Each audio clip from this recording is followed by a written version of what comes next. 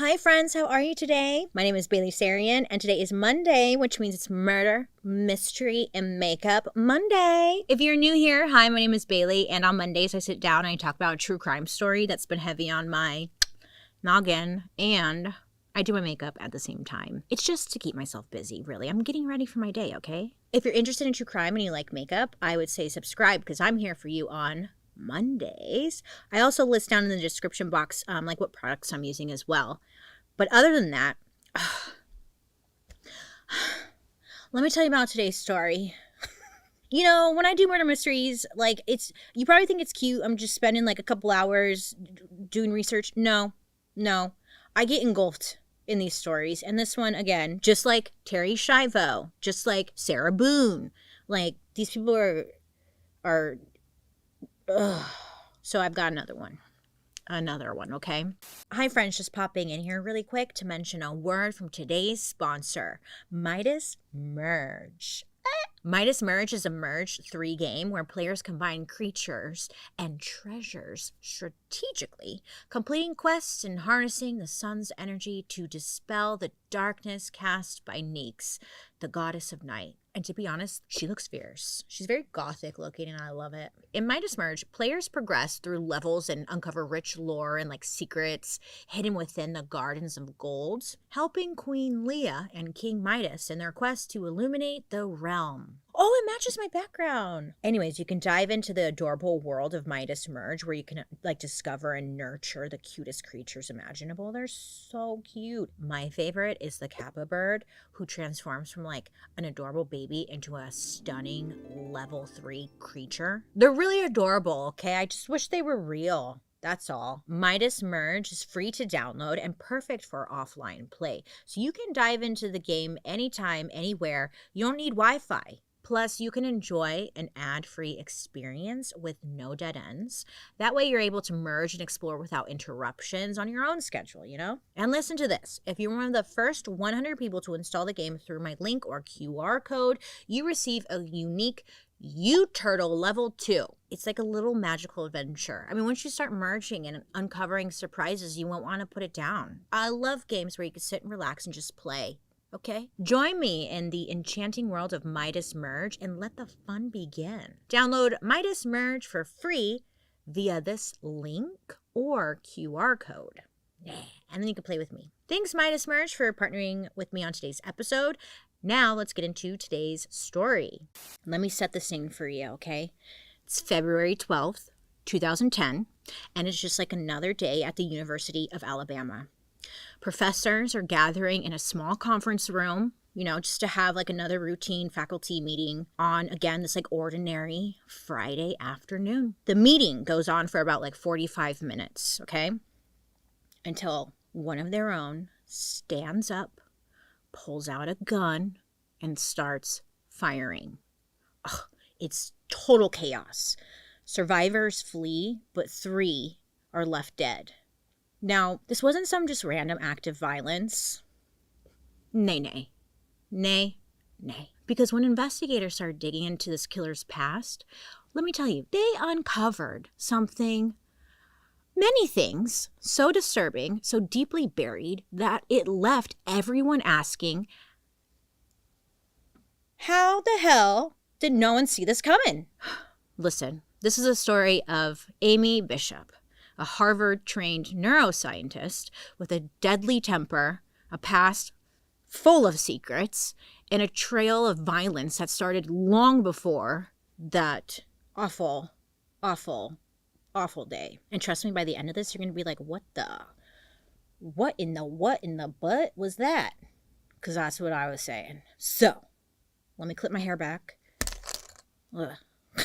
I have my handy-dandy notebook.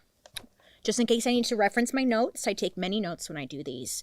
And a lot of the stuff in today's story, you know, I would love to do a 3-hour episode, but I think 4 people would probably watch. So I had to like leave some stuff out. But I kept what I thought was the most important stuff in. But I'll refer to my notebook just in case.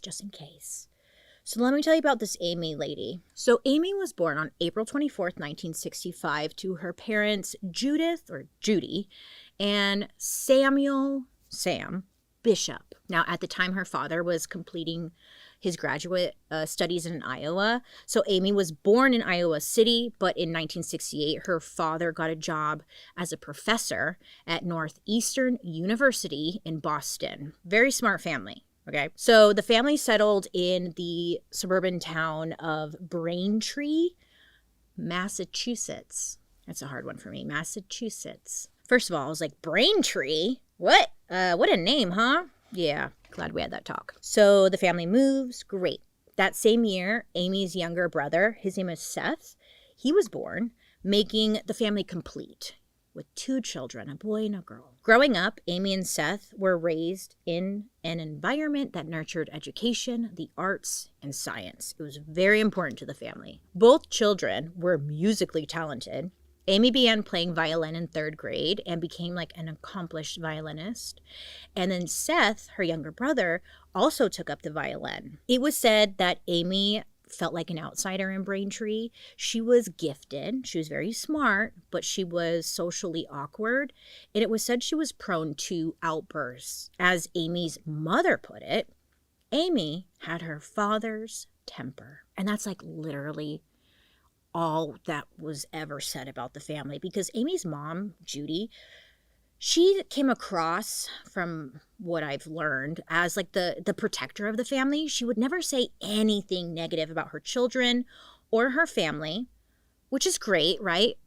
But not even after everything happened. It's bizarre. It's bizarre. And then her father, Sam, like, not much was said about him. He seemed reserved. He didn't talk much. And if he did talk or give like an interview, it was always like through his wife, Judy. Judy would have an answer for everything. She had an answer for everything. But people loved her, Judy, and the family. They were very like involved with the community and their neighbors, and they were just all really close. So Miss Amy, you know, she did really well in school. She was very, very smart. And in the late 1980s, like she graduated high school and she wanted to go after a career in science. Now, her younger brother, Seth, incredible. Okay. He excelled in everything he did. First of all, I was like, is this guy real? Yes. Her brother, Seth, excelled as a violinist and was a member of the Greater Boston Youth Sympathy Orchestra and was going on to study electrical engineering. Everybody, based off what I read, I don't know, but everyone loved Seth. They had nothing but positive things to say about him. He was always helping out the community. He won so many awards for his achievements. I couldn't name them because a lot of the words I couldn't even say. I was like, this guy's smart, but a tragic turning point in Amy's early life came in late 1986. Let me tell you. So, December 6th, 1986. Amy, 21 years old, shoots and kills her 18-year-old brother, Seth, with a 12-gauge Mossberg shotgun in the family kitchen. I know, right out the gate. What?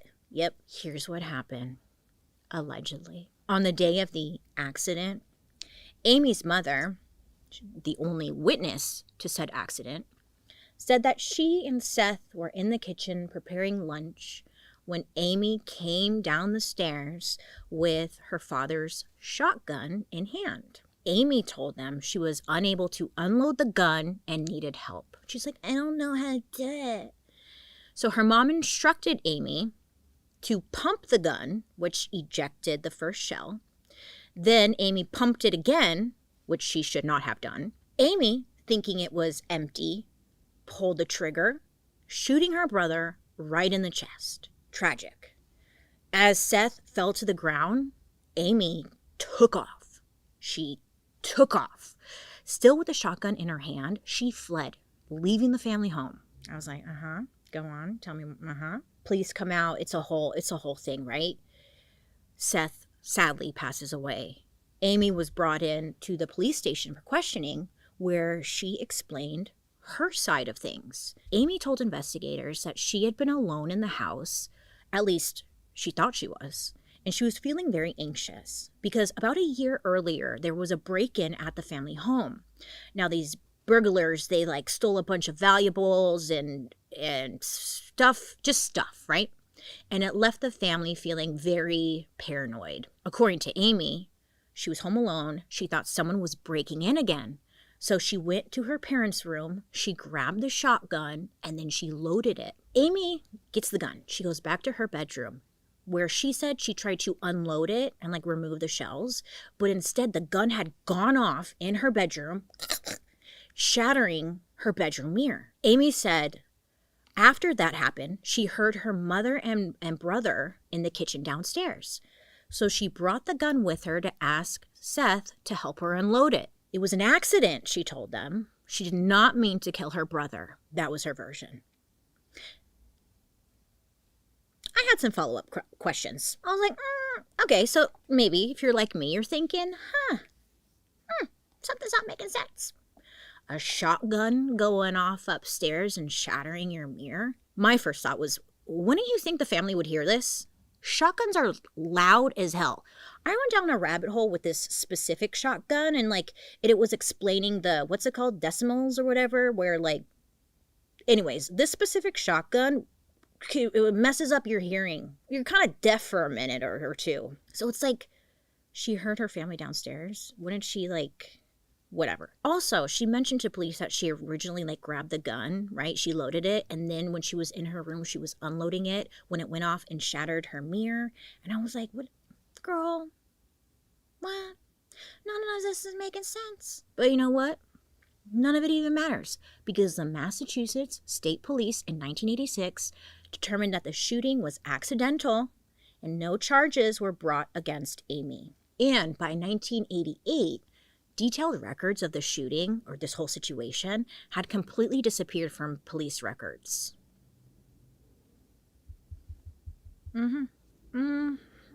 Seth, his death was obviously a major loss to the family, but also to the community as well. I mean, he had a very bright future ahead, and all of it just came to a very tragic end, a very questionable end too, And after his death, the family tried their best to move forward. They didn't move. You think you would want to move, but it's okay. They didn't move. The family lived in the same house, and they left Seth's room completely untouched. It was a constant reminder every single day.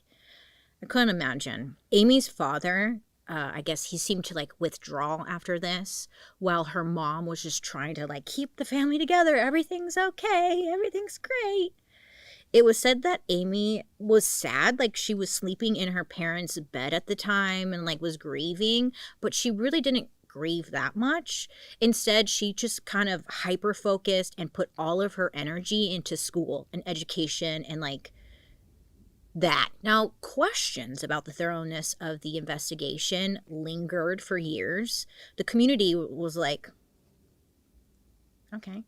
But nothing ever came of it. Now, we will circle back to this because many years later, those police records that mysteriously disappeared, they resurfaced. But for now, Seth's death was considered an accident, and the family had to keep moving forward without their beloved son and brother. Oh, and there's so much more to it that was uncovered. Just wait.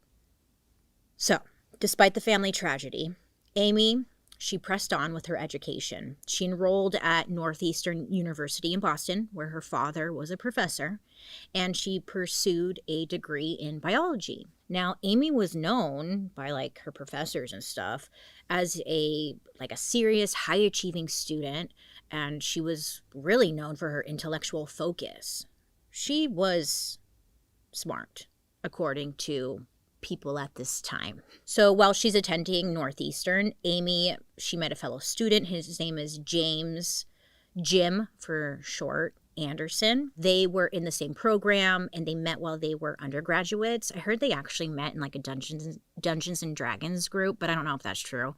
But they meet, and they hit it off, and they start dating. Both Amy and James, they earned their biology degrees from Northeastern in 1988.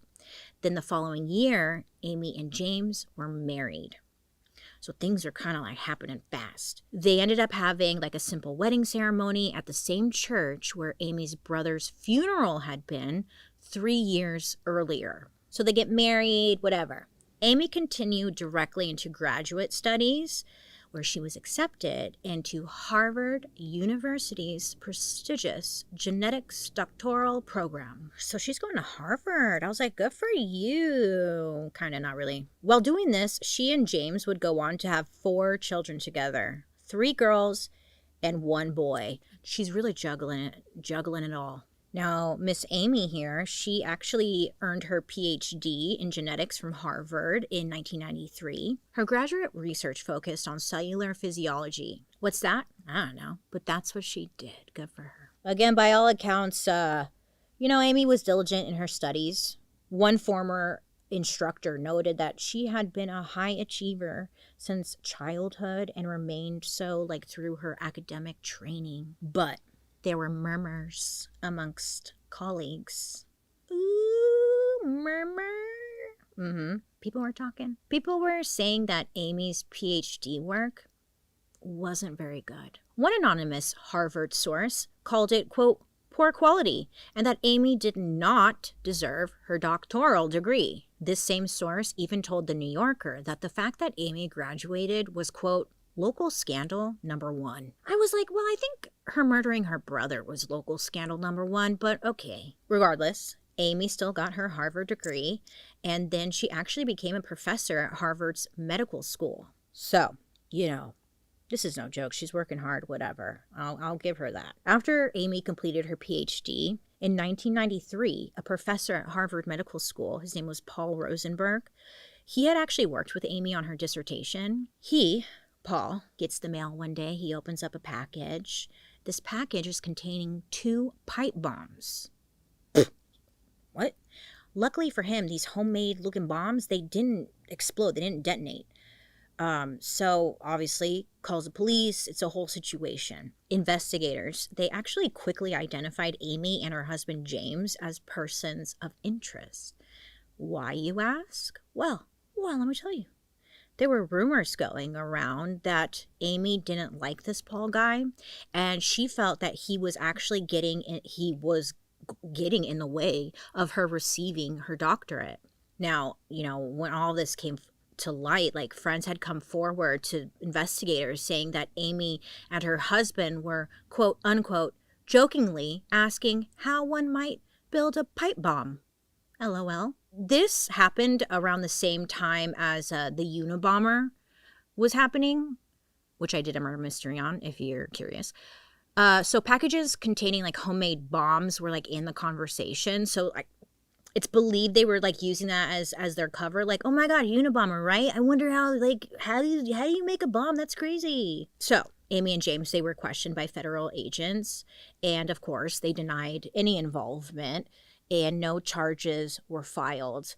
There was no concrete evidence connecting them to the homemade bombs, and to this day, it's a mystery as to who sent that bomb. But people had their strong beliefs that, allegedly it was Amy and James. Now, this incident, the whole pipe bomb thing, was actually kept quiet. It only came to light many years later after Amy's name hit the national news for reasons we are getting into. We are not there yet, but we've got signs of crazy lining up. Teaching wasn't Amy's only passion in life. She was really into creative writing. Amy believed that her writing would be her ticket out of the academic world. She joined local writers groups where people would share what they're working on, get feedback, etc. People in her writers group, they didn't really like her that much. Now, they said that she was, first of all, intense. And anytime someone describes Amy, they always say intense. And I was like, damn, what does that mean? But everyone says she's intense. She liked to brag to everyone that she had a literary agent. Unsure if that's true, but she told everyone that. And she would also brag that she was distantly related to the well-known writer John Irving. Oh. And I think she was. Well, whatever. It's not like she could, whatever. So she was always bragging about this kind of stuff. And people were like, okay. If someone in the group gave her feedback on her writing or whatever, Amy would take it as a personal attack and then remind everyone in the room that she had a Harvard degree. And did you know that I'm related to John Irving? How dare you critique me? It was like that. People were just like, yeah, we don't like you. I know. I was thinking, like, I don't know how she found the time to do all this, but she did. She loved writing, and by the end of the 1990s, she had written 3 novels. And even though none of them were published, she continued pursuing her passion for writing. Her 3 novels were dark thrillers, and the protagonists in her stories usually had a career in science and were haunted by a death in their past, but in the end would be forgiven by God. There was always this theme. They were all similar in that kind of way. There's literally one story she wrote where the character in the book kills her brother and then God forgives her. Yeah. You could say it was a way for Amy to deal with her own, life tragedy. But knowing what we know now, or what you're gonna know now, it's like, girl, are these stories low-key confessions? So, Amy's weird. Some time goes by, and there's this one Saturday morning in Peabody, Massachusetts. Amy, her 4 kids, and her husband went to IHOP for breakfast, as one does. Amy, she asked the waitress for a booster seat for her baby boy. The waitress tells Amy, "Oh, I'm so sorry, the last booster seat has been taken by this woman with her children. They're all sitting at a booth already." This just set Amy off, okay? That little tick in her brain, it was ticking. So Amy hears this. She's like, "What? No booster seat?" So apparently, Amy yelled at the waitress, telling her that we had been here first. That's not fair. And then Amy, her dumbass, she stomps over to the lady who got the booster seat and started yelling at her. "Do you know who I am? Do you know who I am? I'm Dr. Amy Bishop." Yelling. It's okay. I couldn't imagine. Sitting there, you're like, "Ma'am, I'm just trying to have some pancakes with my kids. Why are you? I don't care who you are." So because of this, the manager of IHOP was like, "Please, you need to leave, please." Okay. And Amy's like, "Fine, I'll leave. Fine." But before she left, she walked right on over to that lady with the booster seat. And I'm not kidding, she punches her in the head. This poor woman in front of her children. The police were called. Amy was arrested and charged with assault, battery, and disorderly conduct. The charges ended up getting dropped, and this incident wouldn't even appear on her record. Bizarre. And it seemed like everyone kind of had an excuse for her behavior. They would say, her husband and even her parents, her mom, they were like, "She's under a lot of stress. She's got 4 young kids. She's got the Harvard stuff, writing novels. She was also the main breadwinner in the family. She just snapped. Just forgive her." And so they did. So, IHOP attack. Leave IHOP out of this. Okay, she has that situation happen. Sure, she's stressed out. That's fair. But, you can't behave like that. People seem to keep excusing it for some odd reason. Well, then in 2003, Amy got a job teaching biological sciences at the University of Alabama in Huntsville. Great opportunity. So she, James, and their 4 kids moved down to Alabama, where she taught 5 different courses at the college. Now, while here, it seemed like Amy starts really going downhill. In Huntsville, she had no family or friends like she did back in Massachusetts. She was working all the time. And again, kids, family, her creative writing, it was a lot. And she had no sense of community. So there was one member of the faculty who was actually really concerned with Amy's behavior. This person went on to say that within the first 5 minutes of meeting Amy, they knew that something was off with her and that they were actually worried about her mental health. I mean, it was said, but nothing can be done about that. On top of this, Amy wasn't even popular with her students. It just seems like she was not the greatest teacher. Amy had dismissed several graduate students from her lab, and many of her other students throughout the years asked to be transferred out of her class. Side note, I know nobody likes the whole bleach brow movement that's going on, but I want to try it. Just let me have some fun, okay? If you hate it, that's fine. It's just makeup. It washes off. Thank you. So people don't like Amy as a teacher. She's not great. Then in 2009, it's about 6 years into Amy's time at UAH, University, Alabama of Huntsville, something like that, UAH, okay? So she's there for about 6 years. Several students, they actually end up like complaining to administrators about her. The students said that like overall, bad teacher, okay? She was super off and she had unsettling ways, is what was said. A petition actually went around and was signed by dozens of students asking for her removal. They didn't like this chick. It seemed like students had been complaining about, Amy's teaching methods for quite a while. And even though no immediate action was taken by the university, Amy was denied tenure in March of 2009. Now, to me, Bailey Sarian, hi, I didn't understand the world of tenure, and this story alone sent me down this learning lesson about it. Let me explain. Not getting tenure is it's a big deal in academia because tenure essentially grants job security and professional standing at a university or a college. Getting it can take 6 or 7 years, sometimes longer, to get tenure. There's a certain criteria that you have to meet in order to get it, usually publishing research, demonstrating effective teaching, and other things. After that period, the professor undergoes a tenure review. If you get tenure, you're much harder to fire. You gain a level of prestige that can impact everything from your salary to research funding, your future as a whole. Now, if you don't get tenure, like in Amy's case, you typically have to leave that institution, oftentimes right away. Your career might stall, and usually most struggle to find a similar position elsewhere. It's essentially like spending your years and years, or even your whole life, proving that you're the real deal, right? Education, publishing stuff, teaching, researching, only to be told, nope, sorry, bye. So for many professors, being denied tenure can feel like a huge personal and professional failure, leaving them feeling really uncertain about their future. Because if you try to go to a different college and apply for a job, they're going to be like, you were denied tenure? No, sorry, bye. After review from the committee, Amy, again, was denied tenure.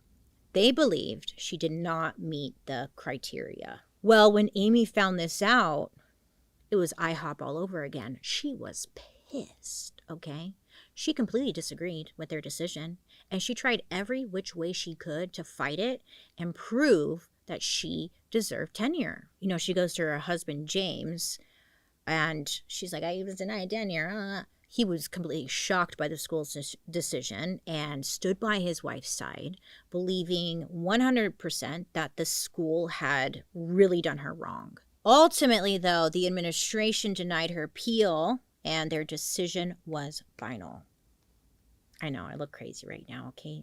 It's just makeup. It washes off. I'm trying to convince myself because I'm like, Bailey, what'd you do? Anywho, so Amy's denied tenure. Because of this, in March of 2009, her last semester teaching at UAH would be spring of 2010.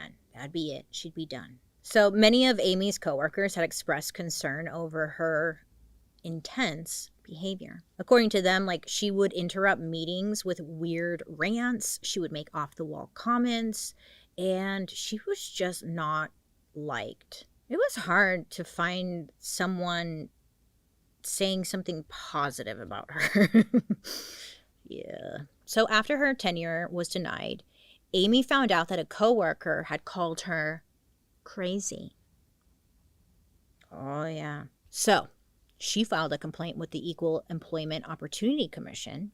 And in this complaint, she said she was a victim of sex discrimination. And the fact that this other professor had called her crazy was proof. This other professor in question, he didn't back down. He stood by the fact that he believed Amy was indeed off her rocker, saying that she was out of touch with reality and that she was mentally unwell. And yeah, he called her crazy. Maybe not the right word, but like he did not back down. That's what I'm getting at. Then came February 12th, 2010. That day, Amy taught her class as usual. And, a student later on said like, oh, she was her normal self in class.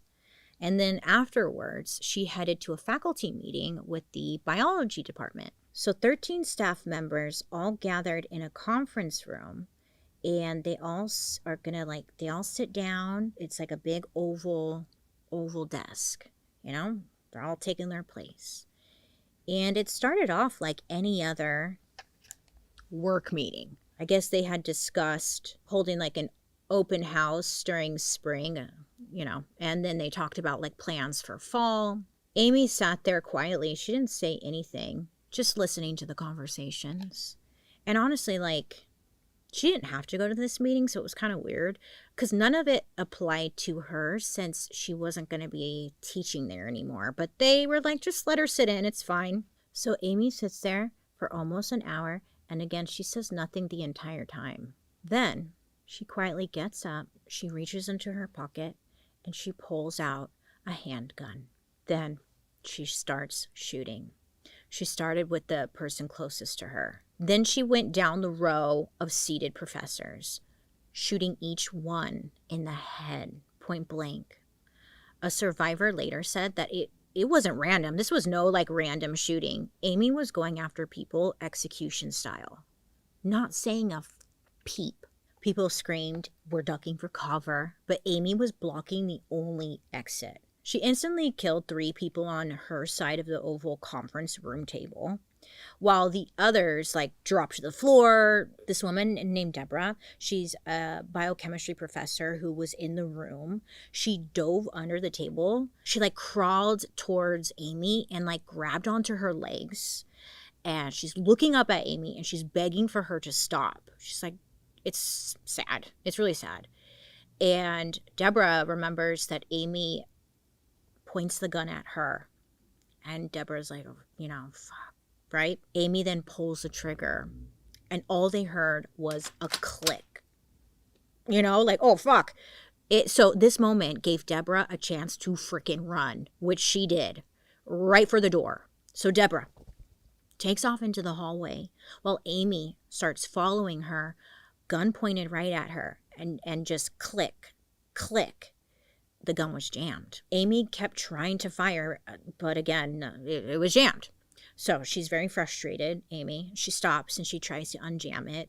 So Deborah, she actually took that moment to run back into the conference room where she and another colleague barricaded the door. Joseph Eng, an associate professor who was also in the room, said that Deborah was probably the reason they were all still alive. I'm going to do the other eye really quick. I'll be right back, just because it's hard to talk and do this. Hold on. BRB.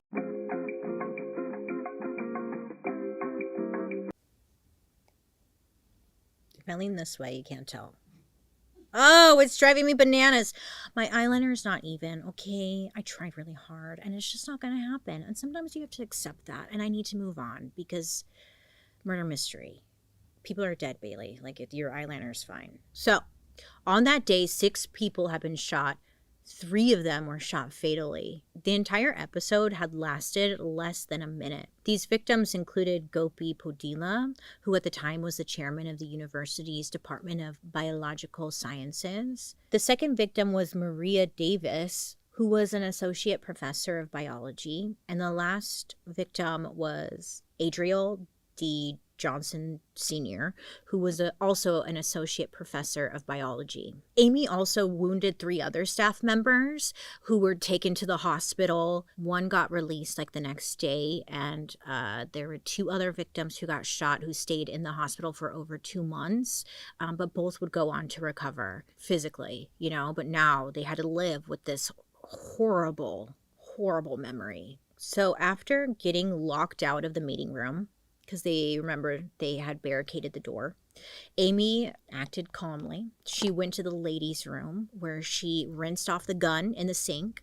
Then she stuffed the murder weapon and her bloodstained blazer into the bathroom's trash can. She then went into one of the science labs and asked a student if she could borrow their cell phone, which she does. The first thing she does is she calls her husband, James, who would normally pick her up after class. So she calls him up, and all she tells him on the phone is, "I'm done." So Amy tried to leave out of a back door, but luckily was quickly arrested by police. Shortly after being arrested, Amy started saying that the shooting didn't happen. She kept saying that there was no way she did it. And when police asked her about her dead colleagues, Amy said that they were all still alive. It's like, no, ma'am, they're not. You shot them. Remember, it happened 3 seconds ago. So, Amy gets arrested, and then at some point, police interview her husband, James. They're like, where'd she get the gun? All that stuff. What's up with your wife? Whatever. So James tells the police that they actually bought the gun from a family friend years earlier. James also told police that just a week ago, he and Amy went to the gun range together to target practice. Why? Why now? It was like they never did this. They never went to shooting ranges. Based off what I read, I could be completely 100% wrong. But it was weird. But her husband, he had nothing to say. They had nothing on him. He wasn't allegedly involved in any way. And so, weird guy. I'll talk about him at the end. After Amy was arrested, this is when her past came to light. Especially the accidental death of her brother, Seth. Braintree police started looking at Seth's 1986 death a little differently. But the problem was, remember, all the records of Seth's shooting had disappeared. So Braintree's 2010 police chief, his name was Chief Paul Fraser, he had his own theory on what happened with the brother situation. He believed that the police chief back in 1986 was in cahoots with Amy's mom to cover up the murder. He even said maybe cover up's the wrong way. Maybe it was more of the police chief at the time was looking the other way, whatever. But according to the police chief, Fraser, Amy's mom was a big political supporter of the other police chief at the time of the incident. And when Amy first got arrested when she was a kid, it was said that Judy came into the police department and said, "I need to speak to the police chief.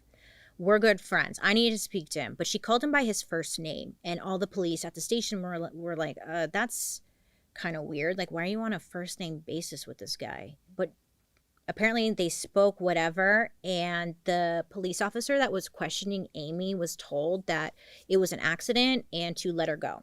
That's allegedly what happened. According to Amy's mom, Judy, she denied these allegations, saying that was completely ridiculous. That never happened, even though there were people who said it did. But then 4 days after Amy's attack, police were able to find the missing files related to Seth's death. Yeah, magically they appeared. They actually just went looking for them, seems like, but whatever. After further review, the district attorney was like, yeah, this Amy chick, she should have been charged. Let me tell you why, because there's more. Okay, let me tell you. Woo! Let me tell you. So remember how she accidentally, quote unquote, shot her brother? Then she fled the house. Yeah, they kind of breezed past that. I was like, what? Well, it turns out there was more to the story.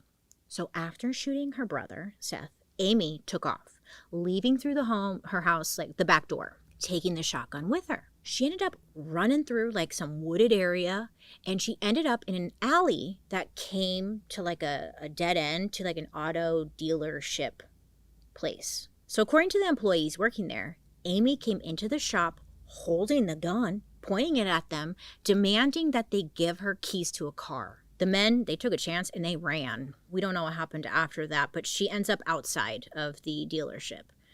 So a police officer was in the area actually looking for Amy, when he came across her outside. So according to police notes, they tell Amy to drop the weapon. They're calling to her, drop the weapon, because she's still holding it. And she's kind of she's got a firm grip on it. And they said in the notes that she was pointing it towards them. So they keep telling her to drop the weapon. She's not dropping it. And this goes on for like a bit of time. Eventually, a police officer like sneaks up behind her, points a gun at her and tells her like, drop the weapon. And then she did. She finally does. She lets go. She puts her hands up, and then she was arrested. So with that information, the new police chief was like, yeah, she definitely should have been charged. Pointing a loaded gun at anybody, let alone a police officer, is grounds for a felony charge. That alone. So it was like, what the, what was that about? So the Massachusetts governor ordered the state police to review the investigation to Seth's death. And apparently in this new inquest, a shocking new detail was found. So the day of Seth's death, the home wasn't treated like a crime scene. So unfortunately, they didn't have any proof or evidence. They had like a couple of photos and that was it. But in one of those photos, there was a picture of Amy's room. So they're looking at this photo.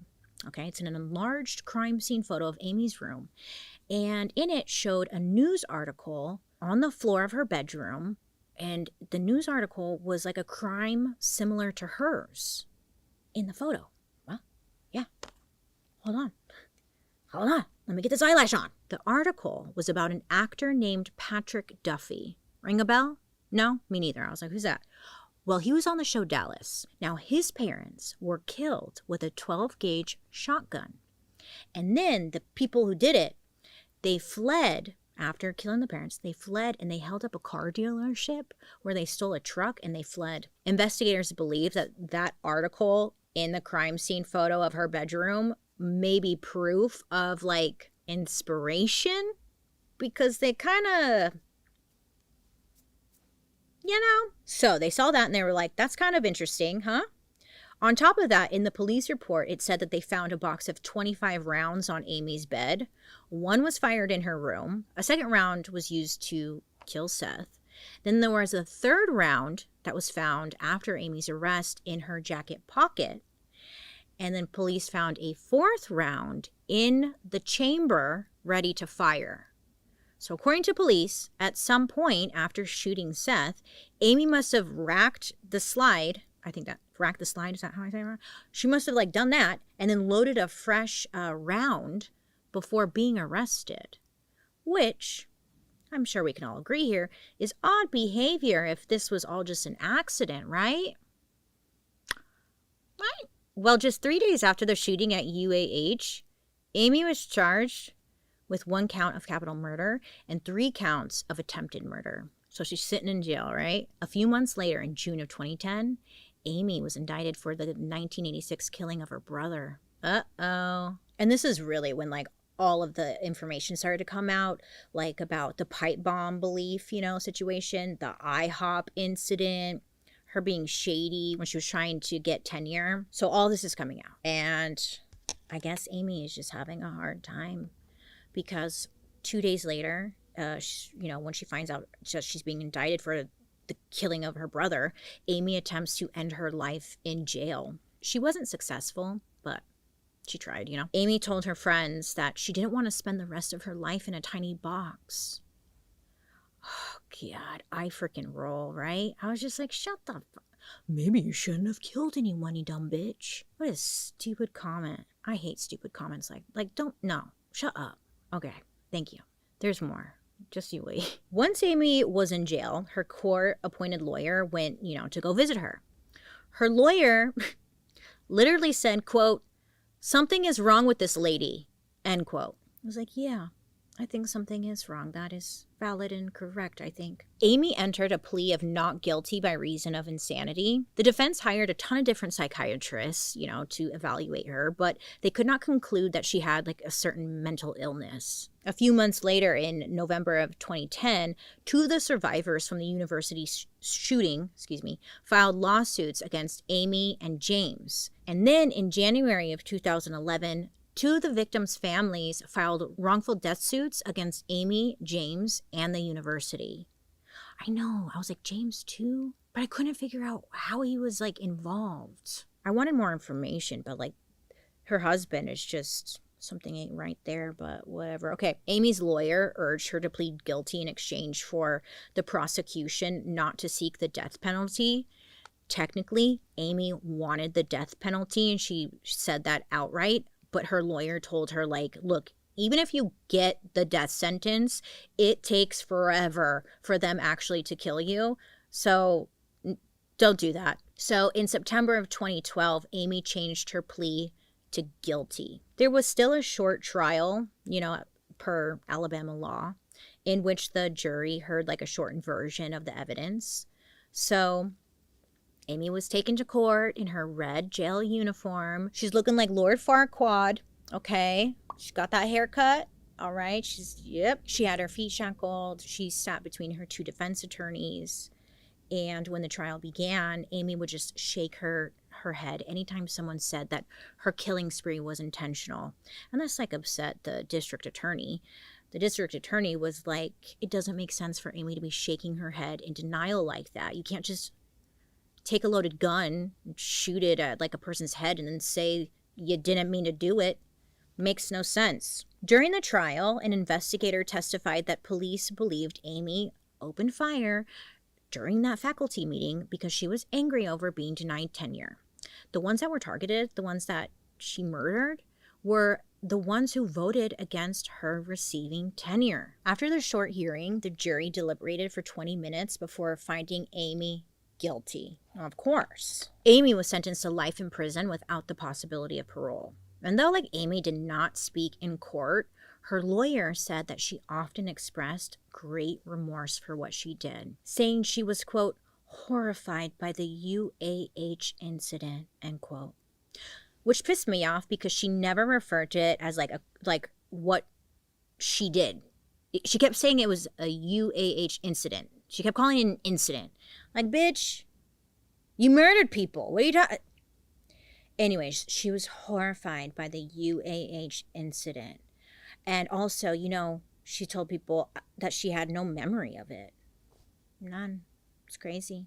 In February of 2013, Amy filed an appeal. The thing is, Amy didn't realize that with a guilty plea, she had also waived her right to an appeal. So then, because she's exhausting and she never gives up, in her appeal, she claimed that she had not been told of the rights she'd be waiving with her guilty plea. It went back and forth for quite some time, but the court essentially rejected it. She's still trying to this day, really. And so with this in mind, Amy decided to try and clear her name for something else.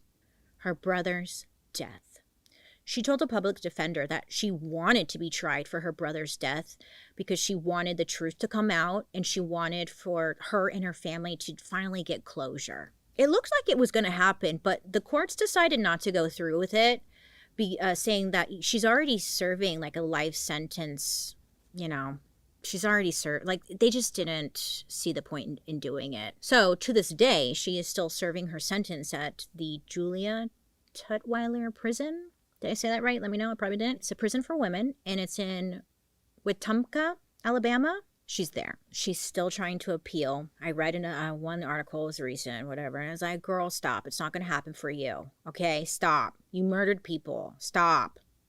Get a new haircut. And that's where she sits. But get this, because my God, talk about another tragic twist. My brain kind of low-key was like, what? So remember, Amy and her husband, Sketchy James, had 4 kids, 3 girls and a boy. So Amy's youngest son was literally born on her brother's birthday. Remember, it was still all an accident at this point. And so you know what she named her son? Seth, after her brother. In April of 2021, Amy's in prison. Her son and a few friends were hanging out in a parking lot in a friend's car. So one of the kids had a gun. Yep. One of the kids, they're like 17 or 18 years old, these kids. One of the kids has a gun and was like, look, It starts showing it off.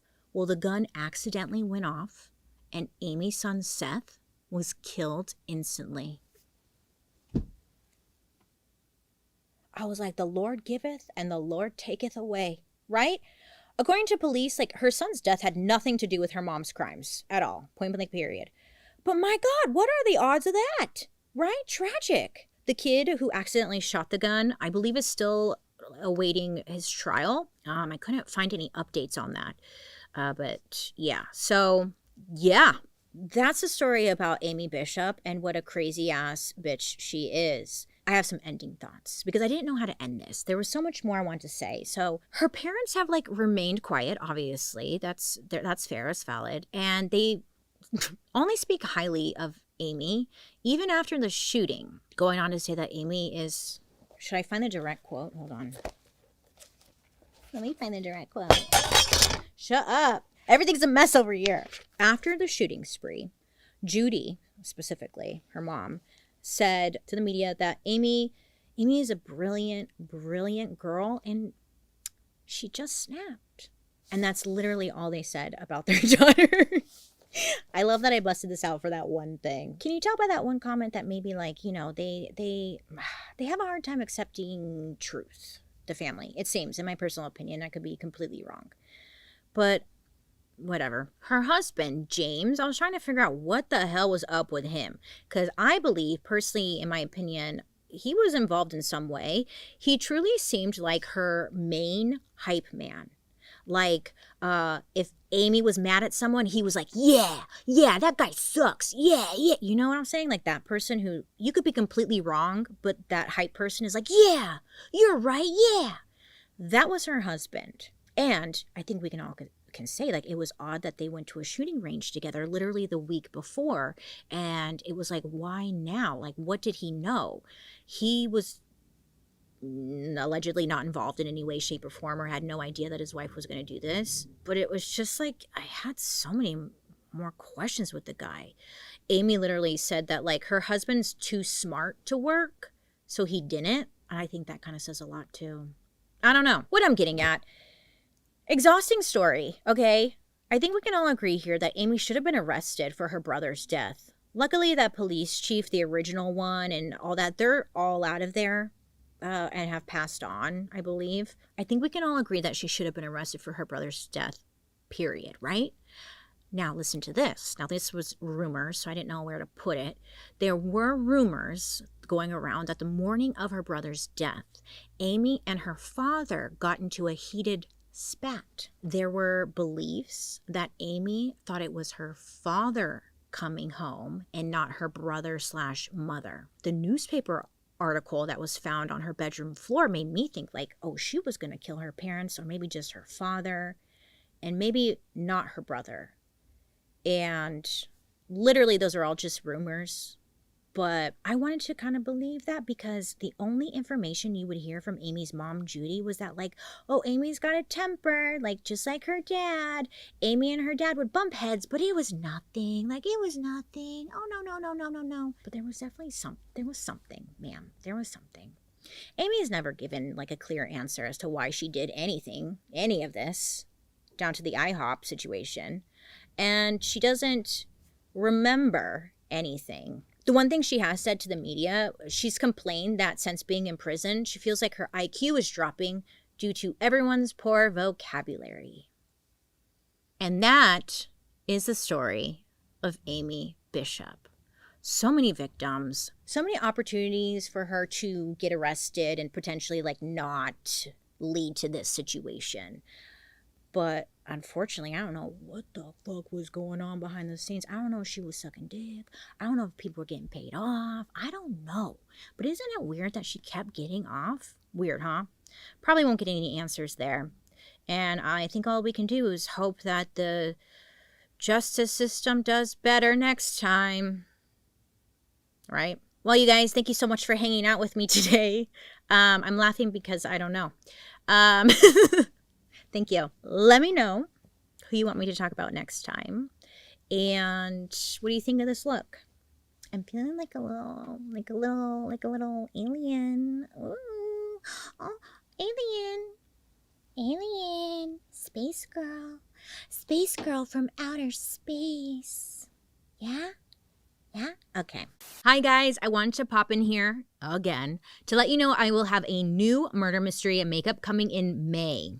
I know, don't worry, okay? During the month of April, I'm still gonna have murder mystery makeup videos coming on every other Monday as I've been doing. In April, one of the videos will be a murder mystery makeup like compilation 3-hour type of video. Look, I've seen so many comments throughout the years where people have told me that they fall asleep to my voice and my videos. So with that in mind, I thought I would create compilation videos for you guys, the sleepers, the I just need something playing in the background while I clean viewers. You know what I'm saying? And honestly, the last few months, like low-key, I've already been doing this and just not saying anything because I'm weird. But I've already uploaded a couple of compilation like murder mystery makeup videos truly with the sleepers in mind. Yeah, I was thinking about you. I mean, I know for myself personally, I fall asleep to 60-minute rerun videos on YouTube. So I understand. And therefore, I want to make something for you. Then I will be releasing a murder mystery audio exclusive that's never been uploaded here on YouTube. Oh yeah, I do audio exclusive, like true crime cases over on my murder mystery makeup podcast. So I thought during my time off, we could take one of those and like turn it into a YouTube video for you.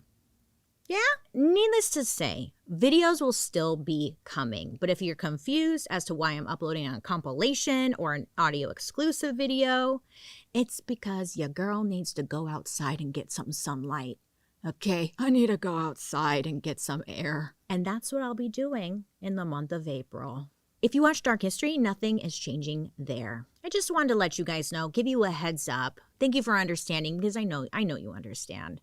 I appreciate you guys so much for watching. I hope you make very good choices and I will be seeing you very soon. Goodbye.